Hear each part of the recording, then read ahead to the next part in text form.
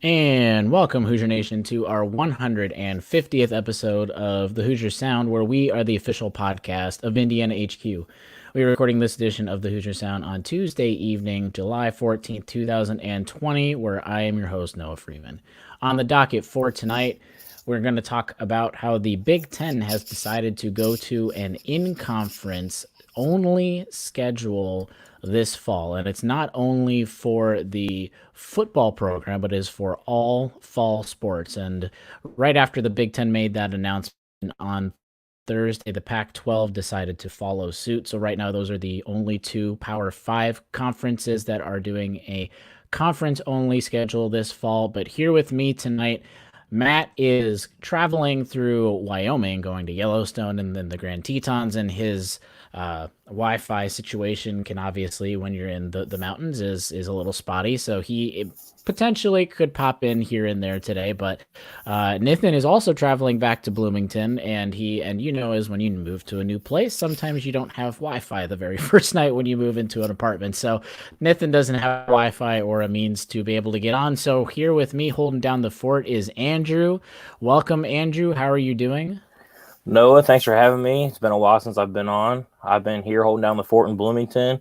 Hopefully everything gets going somewhat as there's hopefully a college football season, and we start to return to campus next month for school. And that is the question at this point. Last week, when we were talking about just stuff last week podcast, and even a few weeks ago when we were kind of even doing over and unders, talking about, hey, are we going to have a full 12-game season, over under 12 games? And it's all of us were like, yeah, I think we're going to have a full season, if not maybe miss one or two games here and there. And then sadly, this last week has kind of changed all of our opinions on not just how the college football season in the fall will look, or if we're even going to have one at all, because that's kind of the question that we're all gonna start talking about here within the next month to month and a half, because we are what 6, 7, 8 weeks away from the start of what would be the normal college football season, just at the end of August, early September, when everything starts to get going. But like I said earlier, the Big Ten last Thursday officially announced, after the Ivy League and also the Patriot League just yesterday decided to cancel all fall sports. So the Big Ten followed it up Thursday by saying, hey, we're only going to move to a conference-only schedule, meaning that the three non-conference games that they had coming up this fall, they're no longer going to have. So the idea is that the Big Ten, the 14 schools in the Big Ten, are now just going to play each other this fall, just to keep it in-house, basically. And when you really you don't have to go if every team only has three non-conference games, you multiply that by 14. That's a lot of extra schools and a lot of extra rules and states that you got to work with.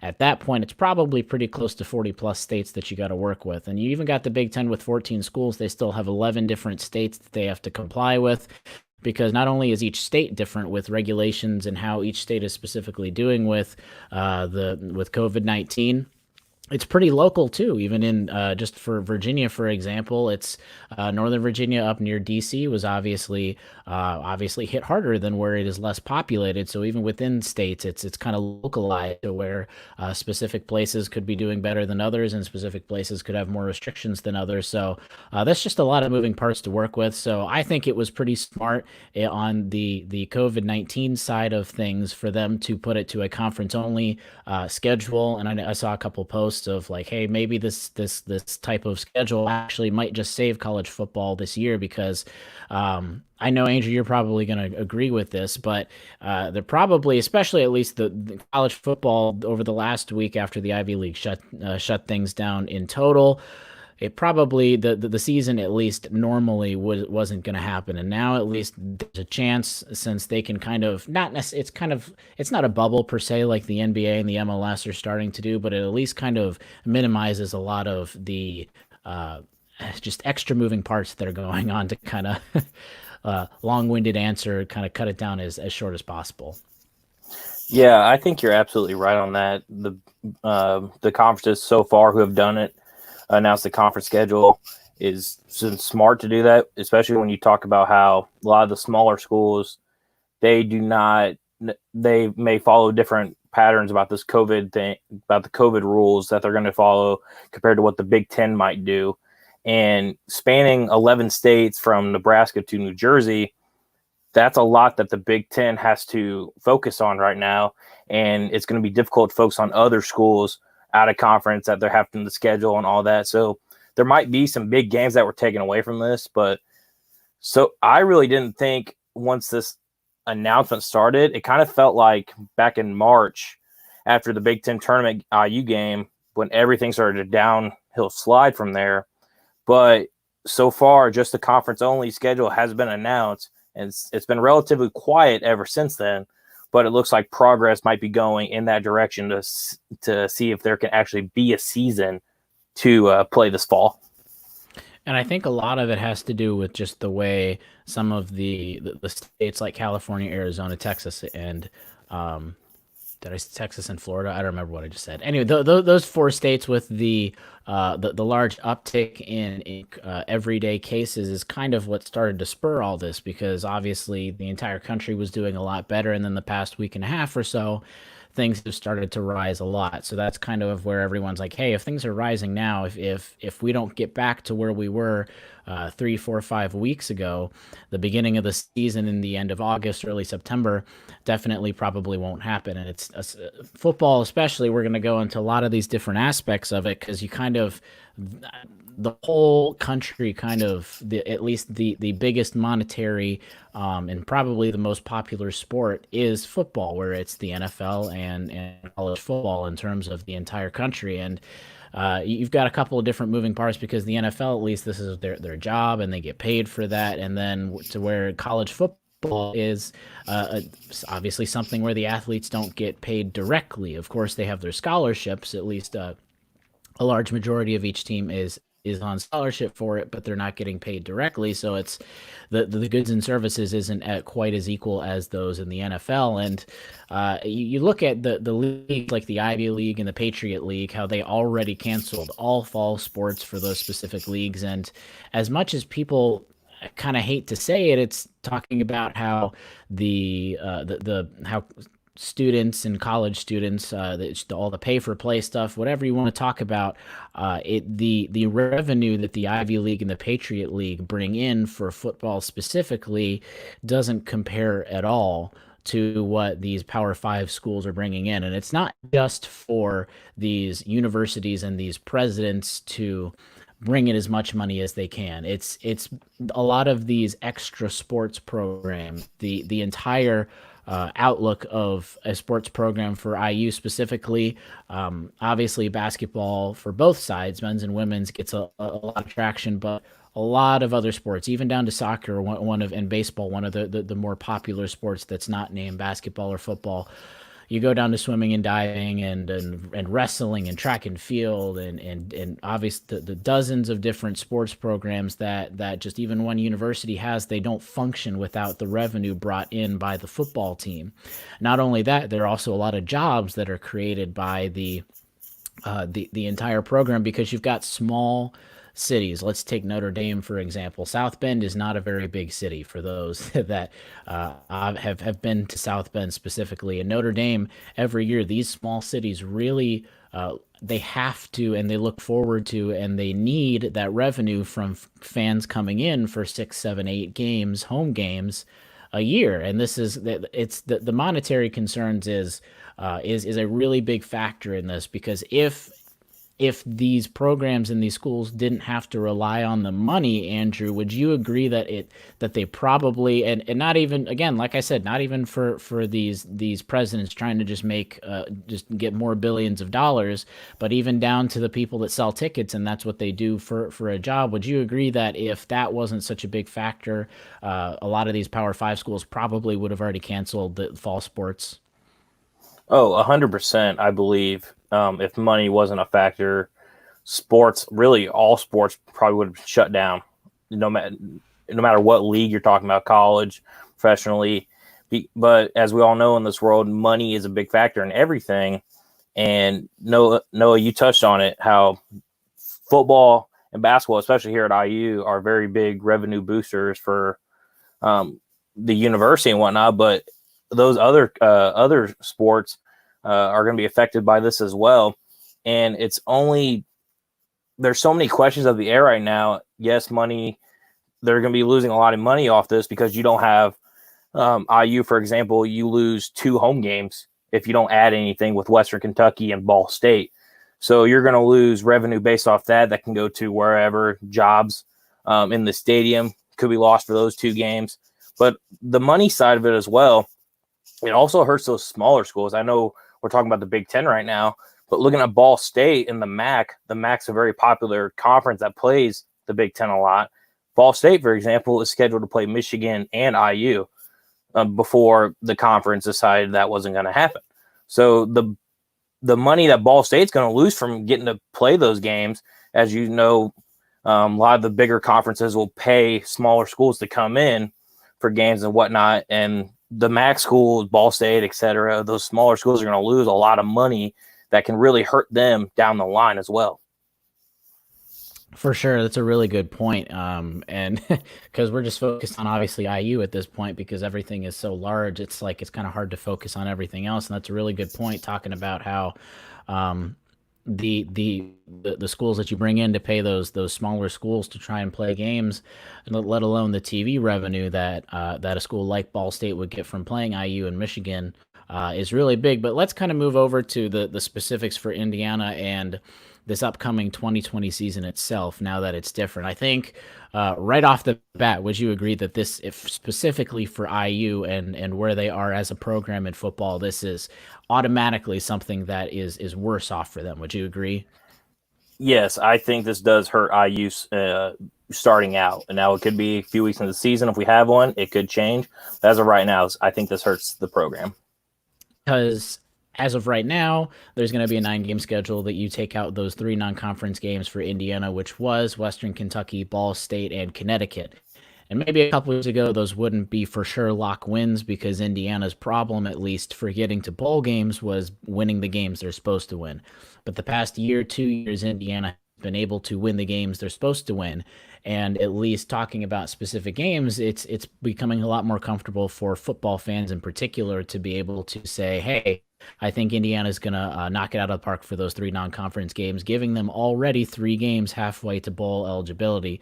Those games are already knocked off the table, and you got to play harder opponents. And again, this is just for Indiana football where it's completely different. They're a program that's building. If this was basketball, we'd talk about how you got to play the best, you got to beat the best to be the best, that kind of mantra, in which I really agree. But for a growing football team that really can't have a season derail them, because derailing a season for this type of team would derail them for half a decade, 2 decades again. This is the kind of program that you've seen them try to build all of this type of momentum, and Tom Allen really has the momentum here, and this season was hopefully going to be the best season that Indiana football potentially could have ever had.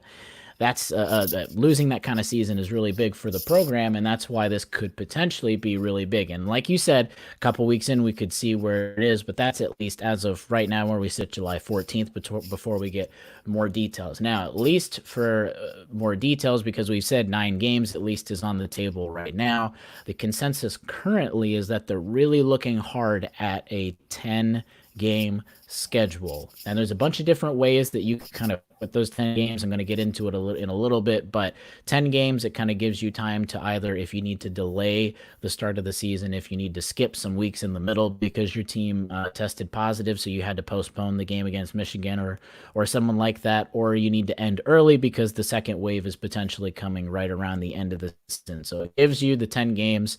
You've got your 2 bye weeks like you normally have. You take off 2 regular season games. That gives you about a month, because I feel like the bye weeks this year are not going to be really used for get all your injured players healthy again, give you a break. It's probably just going to be a week used to kind of have in your pocket in case you need for all of the COVID-19 reasons. So that gives you about a month of flexibility for at least having a 10-game schedule, which is what they're currently trying to look at. Yeah, I think I was watching Big Ten Network the night all this went down, and they had the commissioner on and multiple reporters discussing it. And the 10 conference games does sound like the route they might look towards that way. Who knows? But one thing they also talked about was school is playing local schools. And for the Big Ten, that's kind of hard because, like we said earlier, you have states from Nebraska to New Jersey for Rutgers. But like for Indiana, you're kind of in the middle of the conference. So if you were to do a local Big Ten school to limit the flights, traveling, etc., you have schools like Northwestern, Illinois, Purdue, Ohio State, Michigan, the Michigan teams, Wisconsin, Minnesota. So that is one way that they could go because you're going to limit that traffic, etc. Now, that might doom a team like Rutgers or Nebraska because they have to basically fly to every single game. So there's still, I think with each suggestion that is made regarding what to do with the schedule, a list of just 10 or more questions just comes with every new suggestion. Oh, for sure. And I know the ACC currently has in their back pocket now. Like I said, the Big Ten and the Pac-12 have officially said they're moving to conference only.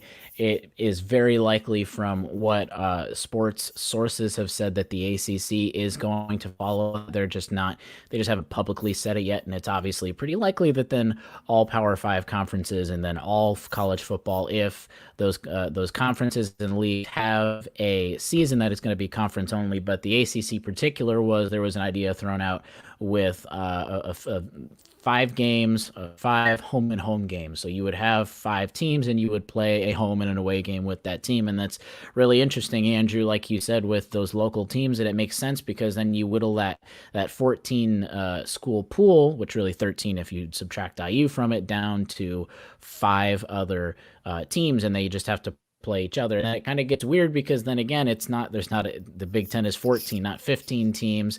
And it really doesn't work like that anyway with the math because you got to think about your own school. And like you said, then you've got Maryland and Rutgers all the way really far out on the east. And then you've got Nebraska all the way on the west. And it'd be really easy for Indiana just to be like, all right, we're going to play we're going to play Illinois, we're going to play the Michigans, we're going to play Northwestern, boom, 4 or 5 hour drive, perfect, done. But the Big Ten obviously spans pretty far. It's not like the SEC where the schools are relatively close by. And I think all conferences are going to have that problem, because even with the ACC, you've got a lot of schools that are compact, but then you've got schools all the way down at the bottom of Florida and Miami, and you've got all the way up in Boston with Boston College. So it's a problem that everyone's going to have. And specifically with all of this, I think I think it's now becoming more of a reality that the football season the start of it is going to be delayed. Would you agree from what at least people have started to talk about after the Big Ten came out with this news?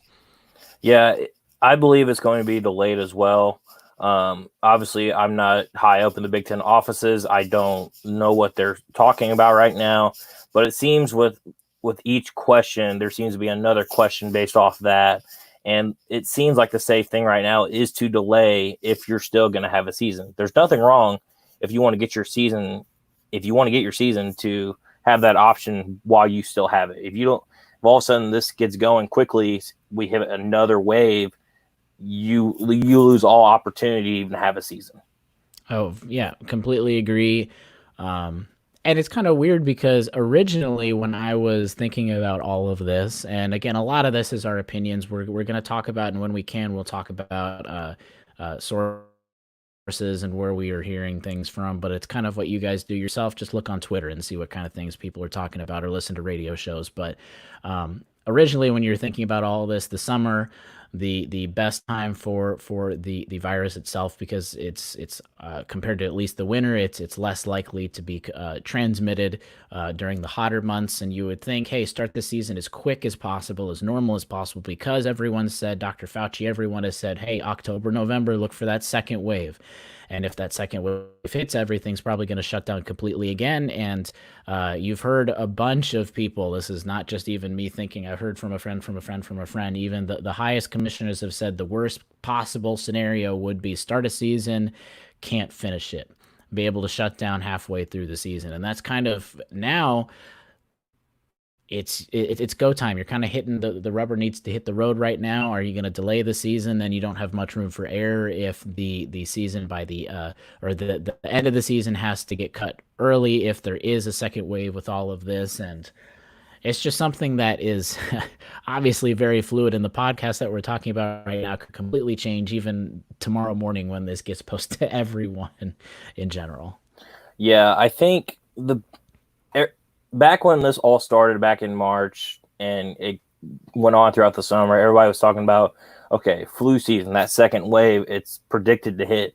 Honestly, we're kind of not necessarily depending on what state you're in. You're kind of in a second wave right now with these growing cases after 4th of July, etc. Sure. Indiana, it's kind of gone up a bit, not too much from what I've seen, but other states like Florida, wherever you're at, the numbers are going up. So you're kind of in that second wave. So what everybody does now to kind of flat the curve as much as they can is going to help if you want that season to start. I know a lot of people are tweeting, wear your mask if you want to have a college football season, etc.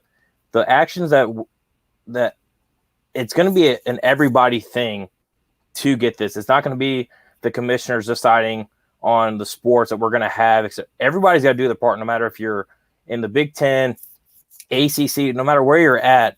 Everyone's got to work together if they want to find a way to shut this COVID crisis down.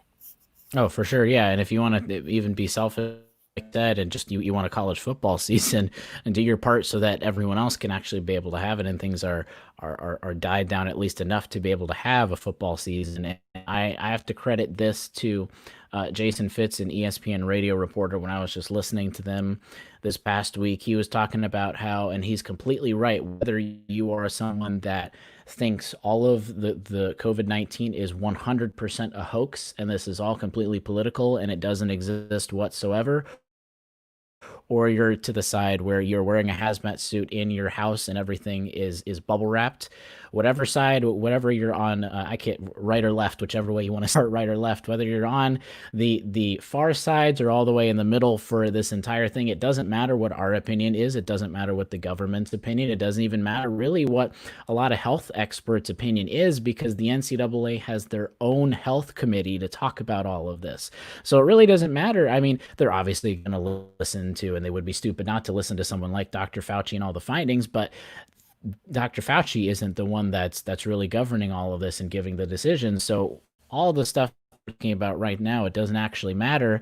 All it matters is what the NCAA Health Committee and all of the people around it are thinking for things to actually get through. And I think one of the biggest points, too, before we take a quick break here, Andrew, is I also think that they're hoping for, and they're probably, at least college football is trying to wait a little bit. Now, the NBA and the NHL are in a bubble itself. The MLS is in a bubble itself. The MLS, besides two specific programs, have had a wild success so far for putting them in a bubble, to say the least. I think it was, if you took out two teams, they had 0 positive confirmed cases even coming into all of it. Obviously, things happened after that, but then the NBA so far, they're in their quarantined stuff. After they were initially quarantined and everyone was in the bubble, minus 2 people being stupid's not a good word for it, but people not were a Kings player. He went outside to go pick up delivery and he has to be quarantined for that. Other than that, they haven't had any positive confirmed cases in the bubble. The MLB is not going to be in a bubble. But my point was, and you got the NHL also in Canada, which good for them that they're able to do this in Canada. But I think my point was that a lot of this college football stuff it's going to be August before we get a lot of decisions, just because they're also going to want to learn from the NBA, the NHL, the MLS, and then when the MLB starts, just kind of what happens, like specifically within the bubble, what happens with fans or no fans, what happens if someone gets it, and just basically the protocols that go into place after something happens. Yeah, when we're looking at this, obviously the NCAA has their health committee. All the sports have a committee of some kind that they're looking to figure out the answers and whatnot. Because if you were to start the season and tragedy happens, somebody passes due to COVID or something fatal happens, that's going to shut down everything entirely, and it's going to be horrible for something like that to happen. So it's going to take time to get where everybody wants to be. Everybody wants to have sports. Everybody wants to have that big college football game on their campus, college basketball game, whatever sport it may be. but it takes time to get everything where it needs to be.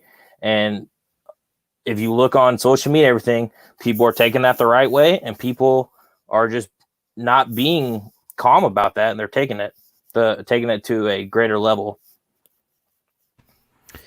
All right, let's take a quick break and let's talk about who won the week. Now, of course, Matt and Nathan aren't there, so I found a couple of really cool things this past week. Now, I've got a couple of, I guess, minor ones of who won the week this past week. So, a couple days ago, it was announced that Tywan Mullen lands on the Bednarik Award watch list, which is basically the top defensive back player. He's going to be on the award watch list, and that's already incredible for him being a sophomore. Brenna Wise was named to the NCAA Women of the Year nominee.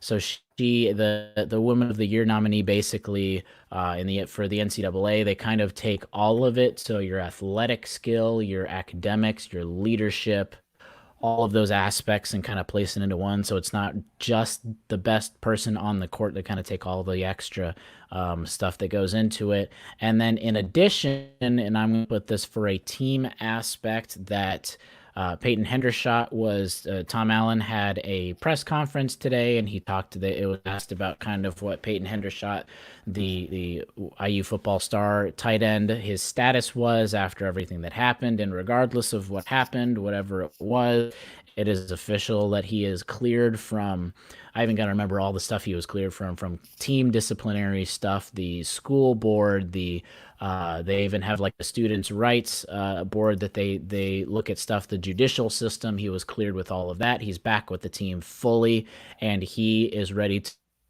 to go for the season, which is great news, because honestly, at least initially, it didn't seem like Payton Hendershot would play the entire season this year. Yeah, if there was going to be a season, or if there is going to be a season, especially for Indiana, Payton Hendershot's a big part of it, with the rise he had last season. Big play, tight end ability, great size, athleticism, can really be a unique target to help out with if Whop Billier gets a lot more attention this year. He's somebody who can really take another step to make this offense even more dynamic than what it's probably going to be this year. For sure. And Tom Allen even had he had a press conference today, and there was, in the grand scheme of things, he didn't have too much to say other than the Payton Hendershot news. There were a couple things you can go look on our Twitter that he talked about, because Nathan was able to be on there at the press conference, quote unquote, which means he was being able to be there virtually. And he said a couple things besides the Payton Hendershot one. The other news that he kind of highlighted was how players were taking a lot of the off-season / virtual workouts and stuff. And he gave a 10-80-10 model where 10% were did workouts at an elite level, 80% kind of did what he needed to do and still doing a lot of good workouts, and then 10% he quoted eating too much potato chips and soda on the couch, which I thought was a funny quote. And at least at first,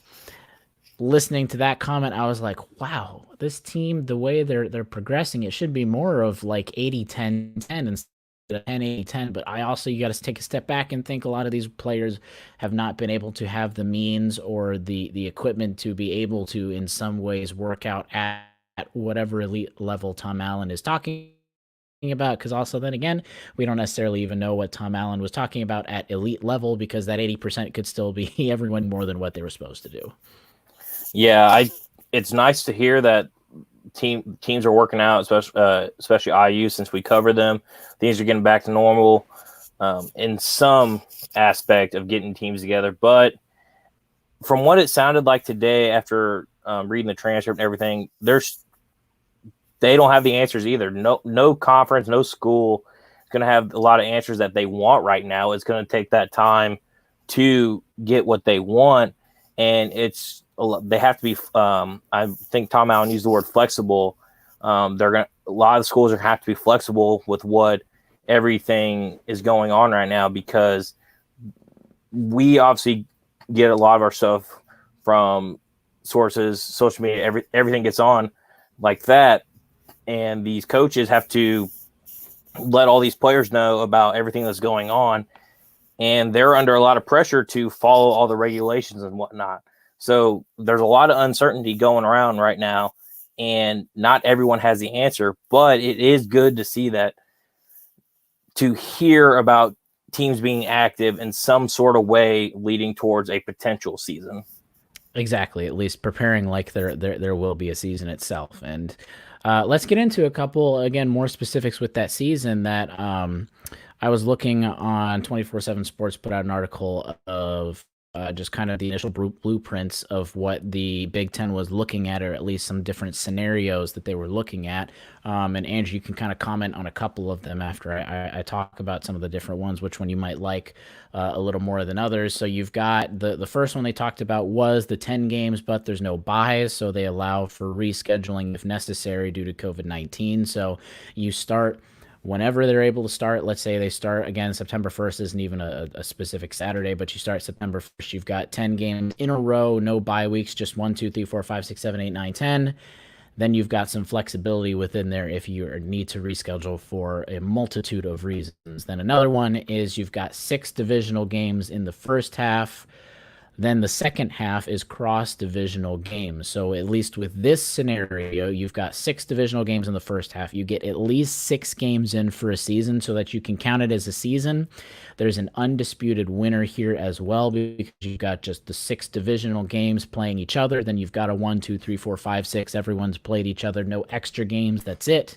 Then if going well, the country's in a good spot, you can have the second half be those cross division games, which again, that means they're kind of expendable, if you will, that you can have them. Great if you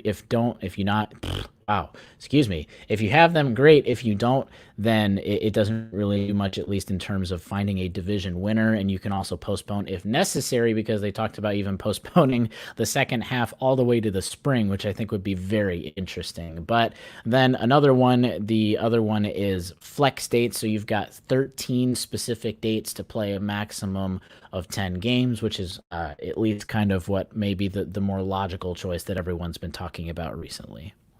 Yeah, I like all those suggestions because I want there to be a college football season. So whatever. Yeah, good point.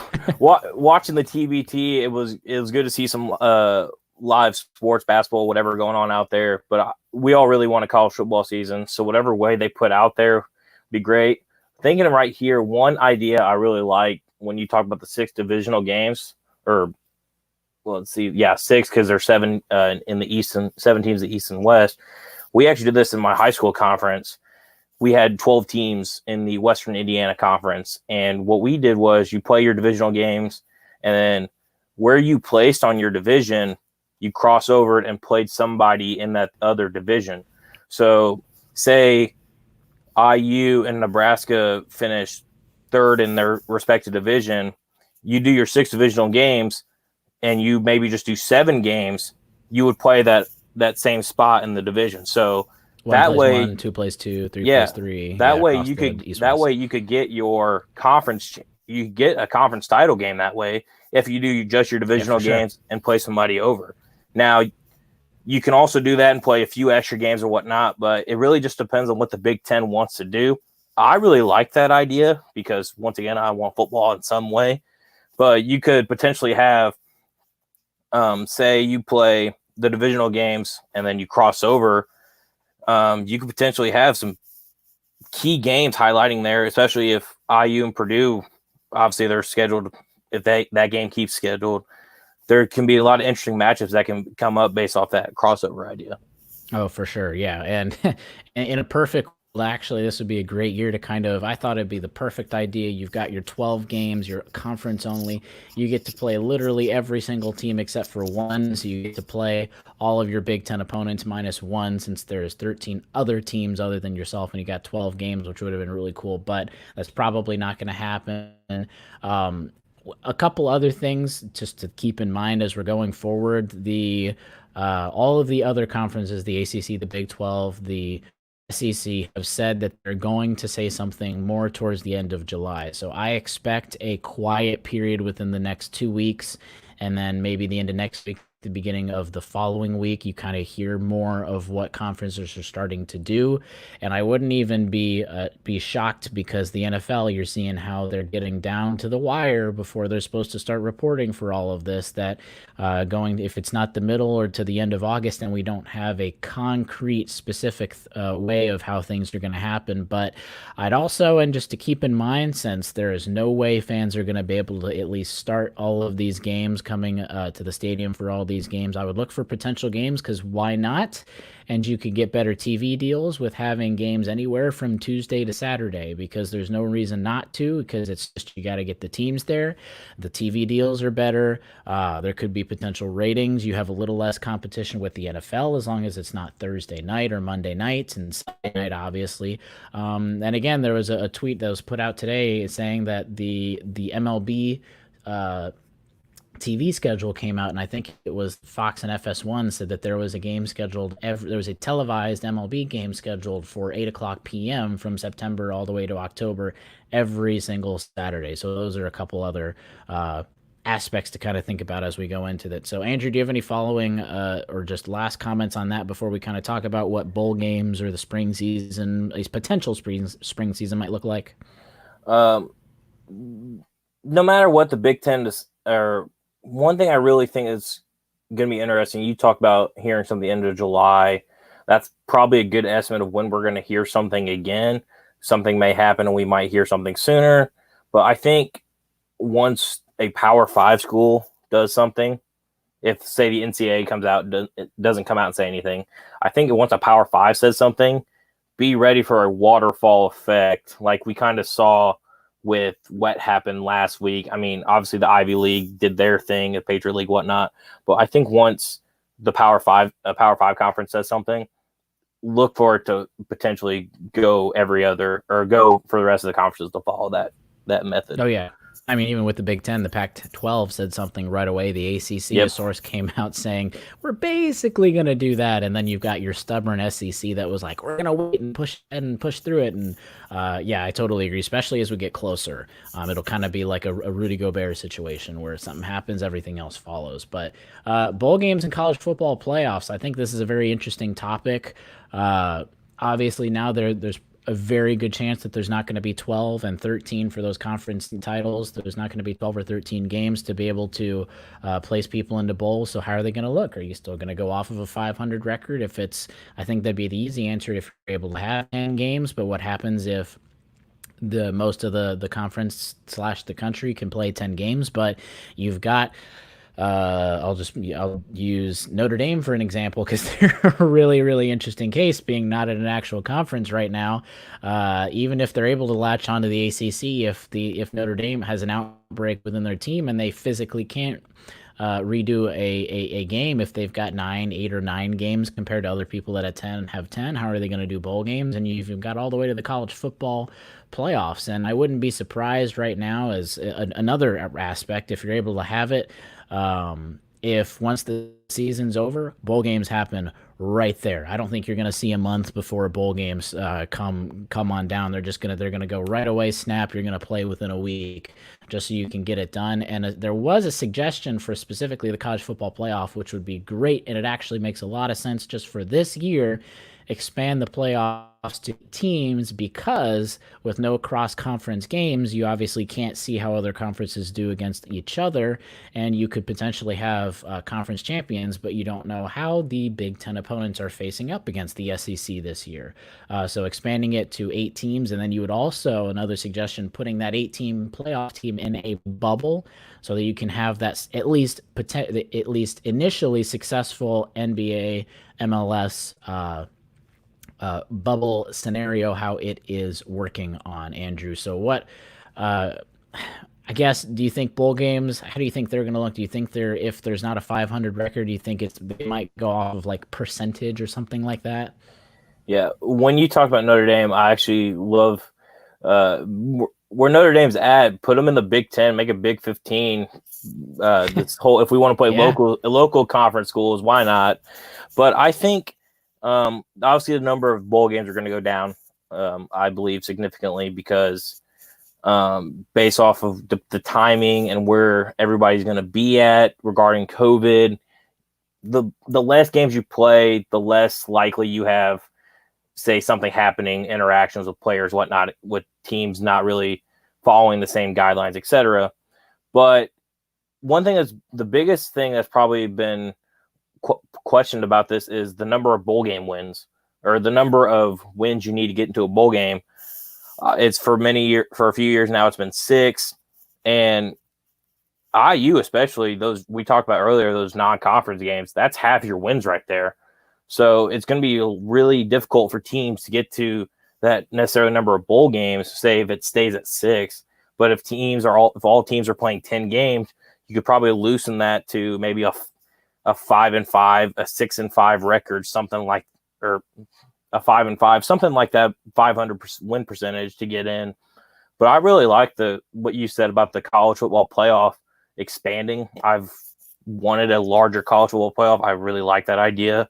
And I also like the idea of the bubble. The bubble, so far, it's shown it's working as it's in its early stages. I know the TBT did their bubble with a lot of restrictions on stuff, but what you talked about, how if the college football season, once it gets going, if it gets going, there's not going to be that probably month gap for the bowl game.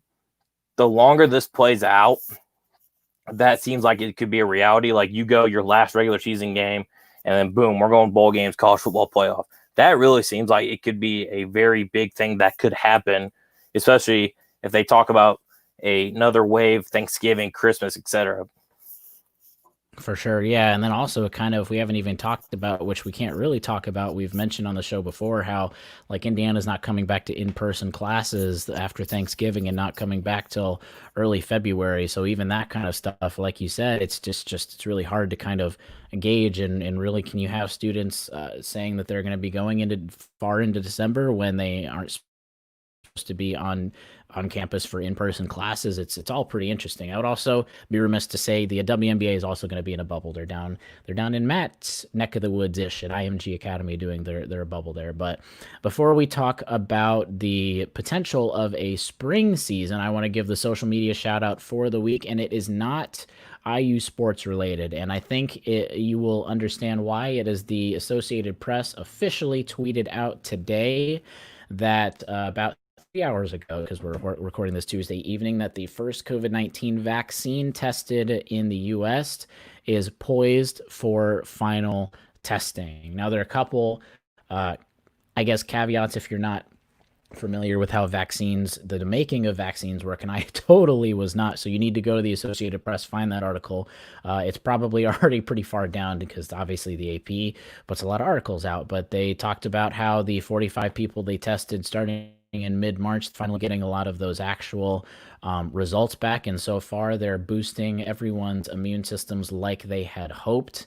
And starting in a couple weeks here, around the end of July, they're poised to do the largest in the entire world final testing phase for about 30,000 individuals that they're going to be testing for this vaccine. And hoping all goes well, they said apparently it would be world record time too. This is how long it takes to get a vaccine out.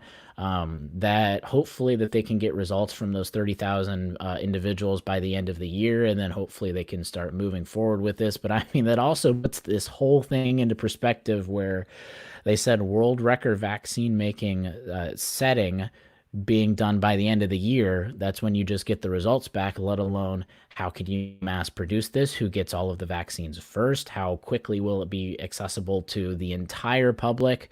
It's all something that just factors into it. But as of now, those are at least initial really good findings from the AP. And you've got also they said the U.S. is now going to be one of the few countries that are in final testing, but Britain, England has one, and China also has one that are going into final testing. So great news, at least on that front.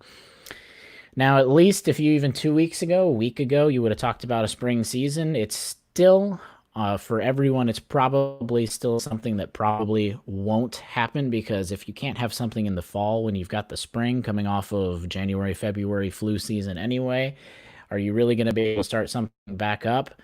But after everything has happened this past week with the Big Ten and the Pac-12 and the Ivy League, this is definitely something that's still on the table. Spring season, moving all fall sports back to the spring. And I'm actually going to mention later an entire, I guess, a grouping of schools that have officially moved their fall sports back and winter sports back to the spring itself. But Andrew, do you have any thoughts on how a spring season specifically might work, or if you like that idea? If it's the only option, I would like to see it happen because once again, I want all this fall sports to happen. I don't want to have any athlete season cut short due to something like this because it's terrible to have something like that happen. But a spring football season, a spring fall sports season could be very difficult because you have a whole set of spring sports, including winter as basketball goes, college basketball goes into March and the first week of April for the national championship. It's going to be very difficult to have so many sports all in one season in the spring because a lot of it comes down to facility spaces. A lot of these schools don't have the equipment, the necessary facility space because multiple sports might use a gym, and most schools might only have one gym for the athletes. So, and field usage might be very limited. So, all these thoughts about a spring season, it really could be difficult because a lot of facility spaces, and if you're trying to do all the sports in one season, TV contracts is a very big thing because what are you going to put on Big Ten Network when it's usually baseball season, and baseball can get a lot of money from TV contracts, etc. But you have college football going on. What do you do about March Madness? Are you going to put college football over March Madness if it gets to something like that? It's a great point, and that's one of the points that I was talking about with one of the complications of a spring season because the NBA towards the end of their season probably not play. Well, depending on how far the season goes, actually, it could be into NBA playoffs, and you don't want to mess around with NBA playoffs. The MLB is going to start back up. Like you said, March Madness itself, there's a lot of moving factors, and also, actually, who knows how long the NFL is going. If the NFL delays, they could potentially be going well into February for playoffs in the Super Bowl. So, in addition to that, really, personally, I don't think it's going to happen. The only Power 5 football coach who's really advocating it is for Oklahoma's Lincoln Riley. He's really the only coach, at least as of right now, that's been advocating for a spring season and how it would successfully work. But like you said, a bunch of TV complications. You could have complications with the NFL schedules, not just specifically with NFL games, but how the draft process is going to work. You wouldn't have people like Trevor Lawrence playing, Justin Fields playing an entire season at all. They just wouldn't play because there's no need to. They'd be getting ready for the NFL draft in particular. And again, like we said, traditional flu season, and adding on to the fact that we've got an extra virus that at least all indications from what the expert health professionals have said is that it's going to be worse during flu season as well, which is January and February. So add that to weather itself. Football is played outdoors in most cases. It's really hard to have January and February seasons in Minneapolis, Michigan, upstate New York, the Boston area, all of these places. It's really hard. When you have a high of in the 20s during the day, it's really hard to have a football season in the spring. So then how far do you move it back? Are you going to be like baseball and go well into the summer? And then basically you're ending the season when you're supposed to be starting the following season, when football is such it takes a physical toll on you that you need that much time to recover. There's just so many moving pieces with this. It's like you said, it's just, if it's the last thing, I think everyone would rather have some games than zero games, but it's a big complicated process. But the NJCAA, basically junior college, approved yesterday on Monday that they are moving all fall and winter sports. So it's junior college, but Andrew, you just talked about how even having football or fall and spring sports at the same time, they're having all sports Fall, winter, and spring all happening at once. They officially moved it back yesterday to the spring. So, particularly for football, though, they can practice between August 13th and October 10th. You can also have within that 2 scrimmages with outside schools if they would like, if it is safe. Practice for football begins on March 1st, 2021, and games start on March 25th. There is a maximum of 7 games allowed, finishing on May 15th, 2021, and the championship/bowl game starting on June 3rd. Like I said, with the winter sports, so men's basketball and women's basketball practice starts on January 11th, 2021, games January 29th. So it's Andrew, it's really interesting just even having, and again, it's kind of like the Ivy League, but even one set of schools have already said that, hey, we're moving everything back to the spring already. Yeah, that when I saw that news, I was really shocked to see that because, like we've talked about, how are you going to do a fall and winter sports season including in the spring season?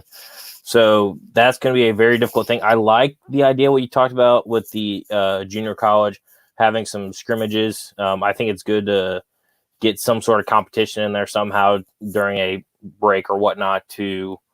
If they're going to go this long without sports, you got to find some way to get your athletes to get ready in some form. So whatever form they can get is going to really help in the long run. But they're doing their thing, so let's see if it works out for them. For sure. Well, that's going to about wrap it up for our 150th show of the Hoosier Sound. Thank you, Andrew, for coming on and being able to step in for Matt and Nathan. No problem. No, it was great to be back. Hopefully everything continues to progress in a upward fashion. So we get everything going in the right direction. Hopefully sports, college football, all the fall sports can come back and we have a full season to talk about. Absolutely. Hopefully next week we have a happier podcast because although today we were talking about kind of specific details, of course, it wasn't a more happy podcast saying, hey, how are the Hoosiers teams going to be able to win 7, 8, maybe 9 games this season? But like I said, that's going to wrap it up for 150th show of the Hoosier Sound. Thank you so much for joining us. Thank you to the live audience for coming out, participating in the chat. As always, we really appreciate your support. As always, news and updates come through Twitter and still no word from Twitter. I'm sorry, guys. Make sure you just follow Indiana HQ. We're getting there. I don't know what's going on, but subscribe to our show. Subscribe on YouTube so you don't miss out on those weekly shows. But most importantly, if you enjoy our show, leave us a review on Apple Podcasts or Facebook. Tell a friend. Share our links. Your support is really how we grow this podcast so we can reach all of those passionate IU fans such as yourself. But as always, thank you for listening, Hoosier Nation, and we'll see you next time. See ya.